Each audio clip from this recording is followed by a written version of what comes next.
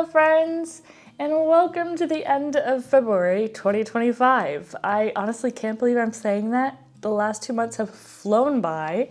I am shocked with how fast this year is going by, and I know we say that every year, but honestly, holy moly. So I thought it would be really fun to, one, have kind of a little recap of some books we read in January and February, some bakes we've done that I've really loved, and then kind of talk about how we're going to kind of wander into March, how we're going to enjoy the beginning of spring and enjoy this seasonal transition.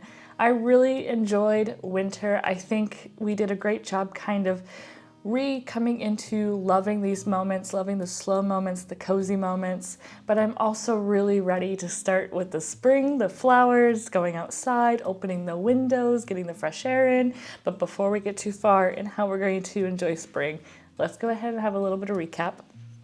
But first, make sure you have yourself a lovely cup of tea. I made myself this really delicious, strawberry-ish tea. We went to Paper and Tea, which we actually originally saw in Zurich, and we found it in our area, which was really cool. So we went into the shop and we got some different teas. So we have one tea, which is what I'm drinking right now, and it's Sprite's Delight, and it's a nice green tea with some strawberry. But we also got like a relaxing tea called Mount Olympus. And I haven't tried this one yet, but this one, the strawberry one, has been so delightful, so relaxing. And I'm not sponsored. I just really recommend going there. They have double poured teas, so you can technically not just take one cup of tea out of a tea bag or your loose leaves. You can actually pour a second cup, which I think is actually really cool. I didn't know you could do that with teas, so this is a new thing for me. And this one is so good. It's really like springy vibes. So I've been kind of melting into it. I've been melting my ice from the winter into my spring cup. That was really stupid, but I enjoyed it. So I hope you have yourself a lovely cup of tea, and I'm really excited to kind of talk about some winter recap situations. To be honest, I didn't have very many books I absolutely loved. So I've been kind of bummed about my reading so far this year, just because I haven't had any 5-star reads. I haven't had any books where I was just like, wow, what a book. But that's completely okay. It's bound to happen. Sometimes we get kind of in a reading rut. I wouldn't say rut because I'm still encouraged to read. It's just I'm kind of feeling discouraged because I haven't had any 5-star reads yet. But currently I've read The Secret History by Donna Tart, How to Stop Time by Matt Haig, The Bear and the Nightingale by Catherine Arden, The Goodbye Cat by Hiro Arakawa, The Morningside by Tate Albright, Beneath the World, A Sea by Chris Beckett, On Earth We Are Briefly Gorgeous by Ocean Vuong, and The Baby Dragon Cafe by A.T. Kwashai. I just picked that one up and I just DNF'd it. I've never DNF'd a book so fast. I was really kind of disappointed about that. I did end up posting about it in my stories on my Instagram, but it just wasn't a book for me, and I'm kind of bummed, but it's okay. But I've read a couple books so far this year. None of them have been a 5-star read. All of them are in the range between, they're right around a 3-star. Some of them are a little bit more, like The Goodbye Cat was a 4-star read for me. But to be honest, I'm having a little bit of a hard time kind of getting into the books I've been reading. I've been wondering if it's because I pushed myself so much last year to read as many books as possible in the time I was capable, that this year I'm feeling a little booked out, if that makes sense. But I'm still encouraged and wanting to read, so it's really confusing. But maybe it's because I haven't had any wonderful books where I'm just blown away. So kind of reading recap for the last 2 months is not great. I have been actually doing pretty good with my book bingo though. I've been keeping up with that, which is really fun. The purple cover from last year I finally got. It was the Underneath This World is a Sea, I believe is what it's called. Beneath a World a Sea. By Chris Beckett. That was a purple book, so I finally read a purple covered book. I've also finished 2 of my books for my 12 books of 2025. These 12 books are from this video.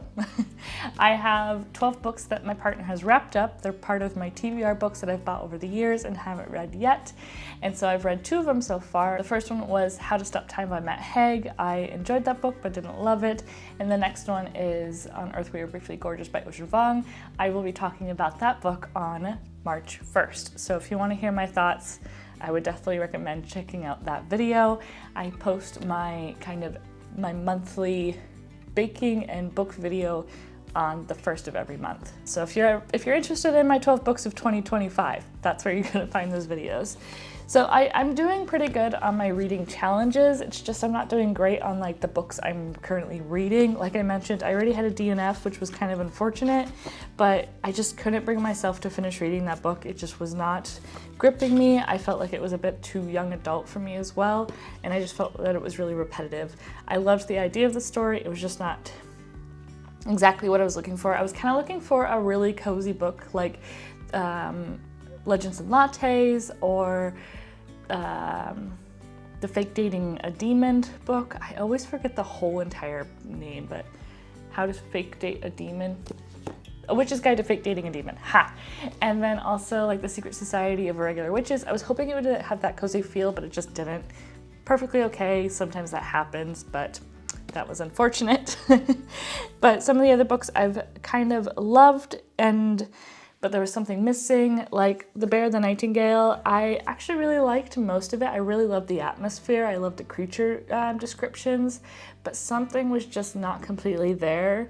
Same thing with like How to Stop Time. There were parts I really loved about the story, but there was parts I was still feeling very disrupted by. Again, if you want to hear my full thoughts on that book, you can check out this video. I know I'm doing a lot of video plugs right now, but honestly, I've talked about these things already because I haven't read all that much. Beneath the World, A Sea, this was just kind of like an accidental buy. Not an accidental buy.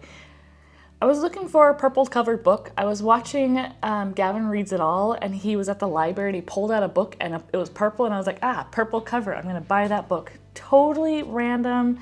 It was not that bad. I actually really loved the atmosphere, the colors, the imagery, all that stuff. But again, there was just something missing in the story. So I'm gonna talk about some books that I'm kind of encouraged to read in the spring that I think will be a really good transition for me, and I think kind of bring some new ideas and some new motivations. I'm actually quite excited about which books I'm wanting to read, so I'm excited to talk to you about that. But book-wise, just not a great couple months, but that's okay. It's not the end of the world. It's just kind of like a bummer because you're wanting to, when you pick up a book, you want it to be a book where you're gonna say, wow. Unfortunately, not every single book is going to be wow. It's just impossible unless you're very, very good at determining what book is gonna be a 5-star read for you. I don't know that for me yet. And so I'm still doing a little bit of discovery of which books I love, which books I don't love, and that's okay. Not everything has to be your thing. We all kind of learn what we like in our reading styles and also genres, so I think that's great. And right now I'm just rediscovering that. It's just taking a little bit longer than I thought. So books, it's okay. We'll see if we can find some good ones in the spring season. I have some good vibes. I have some good feelings regarding that. Bakes. So we did quite a bit of baking actually at the beginning of the year because I am also doing my baking challenge. It's connected to my book challenge. So every book I kind of unwrap to read, I'm also doing a bake with that as well. But I've also done quite a bit of baking for Valentine's Day. I did a couple bakes to kind of match with books, which I thought was really fun. And that's honestly all the baking I've really done, but it's so much more than I've done in the past year, which I really love. I said that multiple times, but honestly, I stepped away from baking last year and I was wondering if it's good, but when I'm in the kitchen and I'm mixing a recipe or I'm mixing dough or I'm creating something, there's something so magical about it and so uplifting and just so beautiful, especially when you take something out of the oven or or off the stove sometimes, you get this wonderful treat that you bite into and you're just like, wow, I made this. Not everything turns out perfect. I ran into a couple mistakes this year, which is, it's bound to happen. And it's just like books. Sometimes not every book turns out great. Sometimes not every bake turns out great. But I'm really kind of excited to continue baking. I baked a whiskey cake for my video that's coming out on the 1st. It turned out really good, but filled with whiskey. It's a very hefty cake, but it's actually quite delicious, a bit different. And I did quite a few bakes over Valentine's Day, like I mentioned. My favorite cookie to bake are those sugar cookies with the marzipan on top. These are so cute and so perfect. And I love also doing these like sugar cookies with like a little bit of icing and flowers. These are so simple and so pretty, and they work with any tea party. So most definitely going to be making more of those over the springtime because I think they're just perfect with a cup of tea, like a strawberry cup of tea. So I'm really excited to kind of continue on the baking journey. I really loved that date cake from Melissa's Forte's cookbook. I thought that turned out really nice as well. It was so delicious. Of course, there's photos going to be popping up because I want to show these bakes off. They're absolutely gorgeous.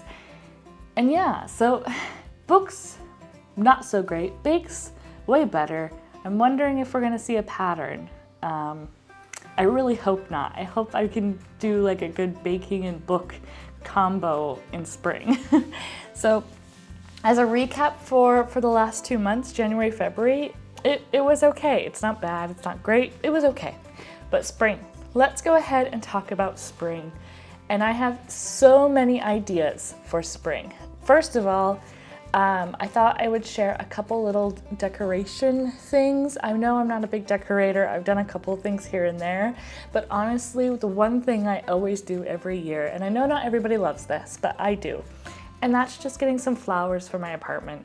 I love going to our local grocery store, picking up a thing of tulips for a couple euros, and I love just putting them in the apartment. They make me feel a little bit lighter and springier and just full of life. And then over the next couple months, hopefully I'll have some flowers in the balcony. It's still quite cold here, so it's going to take time to get my flowers up and going. I haven't planted anything yet because it's still winter, but I have a couple more weeks and then we can go out onto the balcony and start gardening. So don't worry, there'll be some video clips of that. Not in this video, not in the next video, but in the spring video.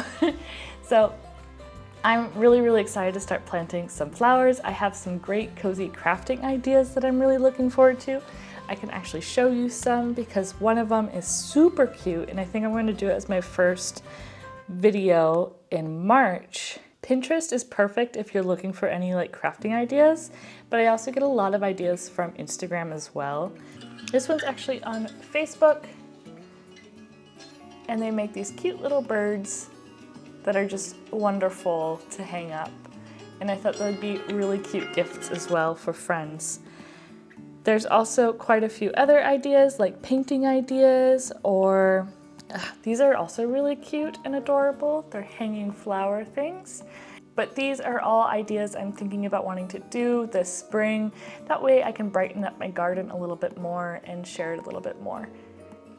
So we have some ideas for some cozy creative content. We have some painting ideas as well. I want to paint some new flower portraits and some new flower bookmarks. I have been really loving doing that and I love gifting them to people as well. So I need some more because I ran out of them to gift to other people. So I have wonderful ideas for the cozy crafty side of our spring kind of activities. And for books, I'm going I actually forgot one activity. I've already done it, so that's why I forgot about it. But I'm gonna be doing more, and it's these things. They're little book pockets. They're super cute. I haven't gotten a button for this one yet, so I haven't closed it. But I've been using this one for my bullet journal. It's actually harder to do when I'm sitting on the floor, but that way my bullet journal kind of fits in here. It's a little tucked away. I have the flowers that are the same color, which was pure on accident, but I love it so much. I was able to crochet this on my own. It took so long. That's also probably why I read less books, because I don't have any audiobooks. I actually read physically with a Kindle or my books. just because I can't, I'm terrible with audiobooks. No shade on the audiobook users. But I thought this was really cute and really fun to make. I thought I would make a couple more of these, especially for spring, and maybe some spring gifts as well. And maybe I can give some out to you guys if you're interested, but we'll have to talk about that. We'll have to see if that's possible.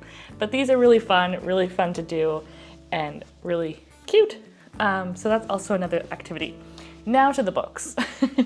So this season I thought I would kind of switch up my books that I have been reading. So I've been reading a lot of contemporary novels, books that are kind of newish, and so I'm going to go the other direction. I'm gonna go classics. I'm gonna go old school classics like Charlotte Bronte, Jane Eyre.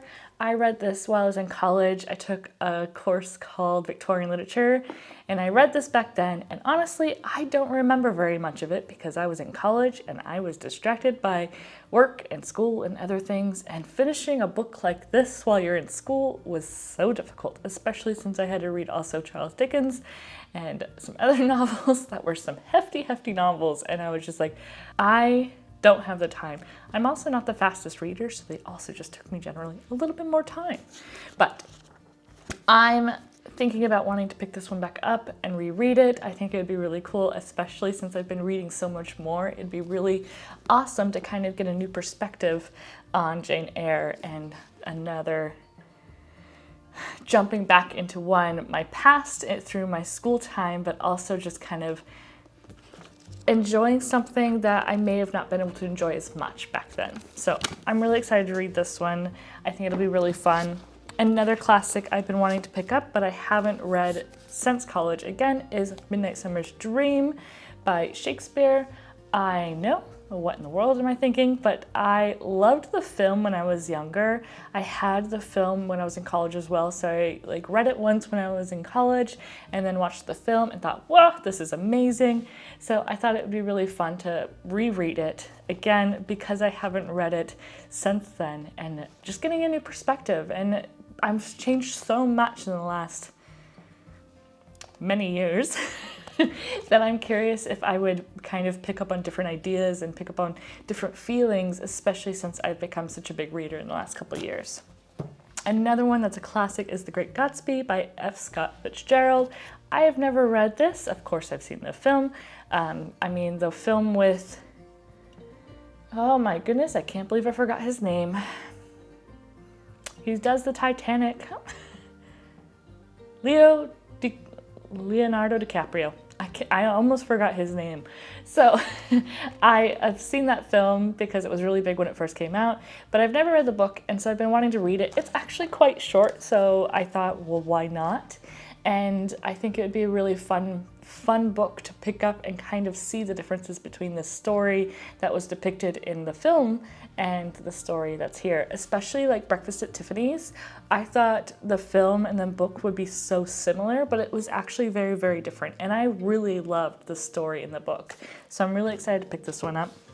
The next one is going to be The Time Machine by H.G. Wells. Again, a book I've never read before, but I thought, well, why not? These are some amazing classics that I think a lot of us should read. And some of them we did read in school, in like high school and college, but our brains back then, at least mine, was not prepared to kind of take in the information and the situations that I learned or could learn from these stories as if I was an adult like I am now. Right now, I feel like I'm gaining more knowledge and more information from some of these books and some of the books I've read that I'm really curious as to how classics are going to go when I pick them up now at my current age, which I keep forgetting. I always forget if I'm 31 or 32. I had to just sit here and think about it for a moment. I'm turning 32. I am 31 right now. I am turning 32. So it happens. I'm not doing it on purpose. I just can never remember what age I'm about to turn, especially since I've turned 30. I just kind of forget now. The last one is not considered a classic, but it is kind of more of that soft, cozy. I describe so many books as cozy, but this one is something that's out of my ordinary and a slower novel that I've been kind of wanting to pick up, and that's The Unlikely Pilgrimage of Harold Fry by Rachel Joyce.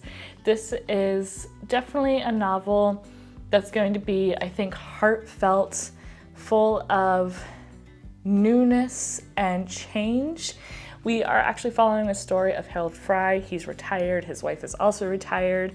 His life is very mundane and mediocre, and he ends up getting a letter from an old friend who's in hospice. And at one point he's like, oh, I'll just mail a letter back. But then another moment he says, no, you know what? I'm gonna go deliver this letter by hand. And so he walks to the hospice to be able to deliver this letter by hand, and that's the story. It doesn't seem like a very big story, but I have a strong inkling that this is going to be one of those stories that I fall in love with and I want to carry around in my heart and just enjoy. And so I'm really looking forward to reading this one. It's not necessarily a classic, but I do like the kind of feeling of that slowness where the story may not be packed full of a lot of intense interactions or intense action scenes or craziness, but it's more slow and methodic and thought out. So I'm looking forward to this. I think it'll be really fun. And those are kind of like my 5 aims for this spring. So a little bit more in the classic range, a little bit more on the slow and methodic and thought out storylines, maybe a bit more descriptive, so it's kind of focused more on the descriptions of the world instead of just kind of like go, go, go, go, go. So they're going to be a lot slower, but I'm really looking forward to it. I think it's exactly what I need. I think I need to move away from more of the contemporary for a little bit and take a break from that and then go more to the classics and just kind of enjoy something that's true and not new. So that's what I'm looking forward to. Regarding our bakes for this coming season, it's spring. I don't know what we're going to be baking, but I know there's going to be strawberries because we're going to be going to the strawberry field again. I'm really, really excited. I think it'll be so much fun.